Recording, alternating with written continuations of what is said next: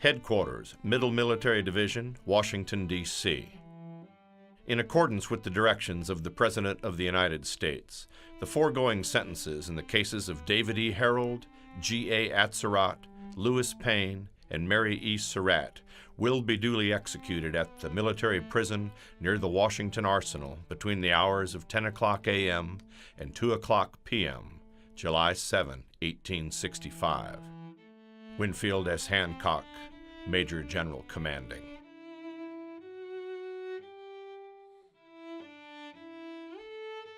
The cells of the prisoners are located on the first floor of the south side of the east wing of the arsenal and open into a corridor about 12 feet wide, which completely encompasses the cells on every side.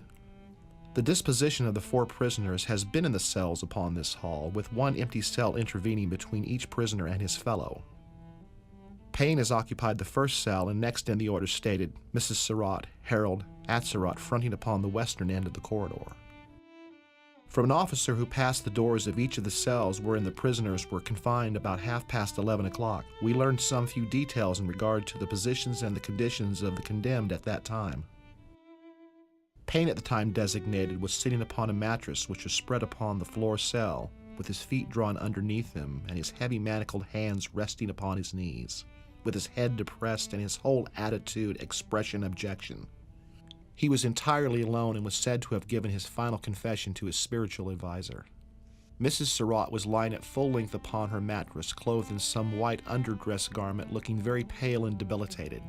She was attended by 2 priests who were about to administer the sacrament to their hopeless daughter.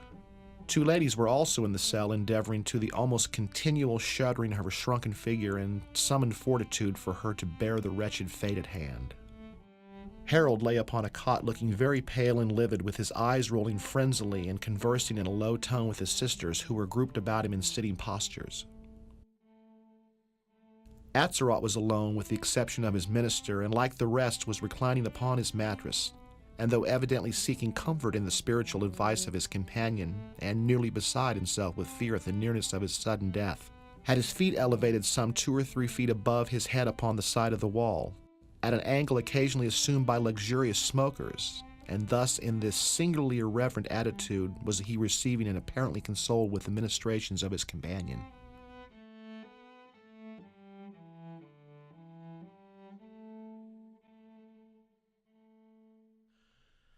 Executive Offices, July 7th, 1865. To Major General W. S. Hancock, Commanding.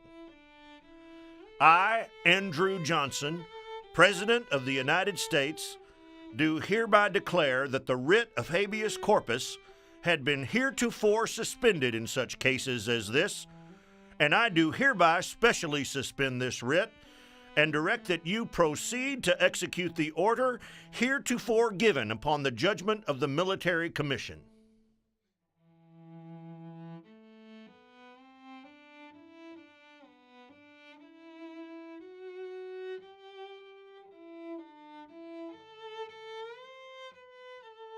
The prison door opened and the condemned came in.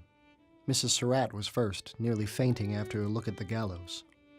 She would have fallen had they not supported her. Harold was next.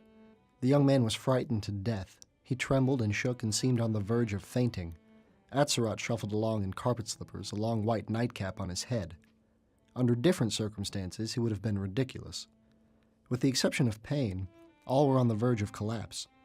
They had to pass the open graves to reach the gallows steps and could gaze down into the shallow holes and even touch the crude pine boxes that were to receive them. Umbrellas were raised and General Hartranft read the warrants and findings. Then the clergy took over, talking what seemed to me interminably. The strain was getting worse. I became nauseated, what with the heat and the waiting, and taking hold of the supporting post, I hung on and vomited. I felt a little better after that, but not too good. Payne stood forward at the very front of the drop. Mrs. Surratt was barely past the break, as were the other 2. Rath came down to the steps and gave the signal. On the 3rd clap, Shoup and I swung with all our might. Mrs. Surratt swung down and I believe died instantly. Payne was a strong brute and died hard.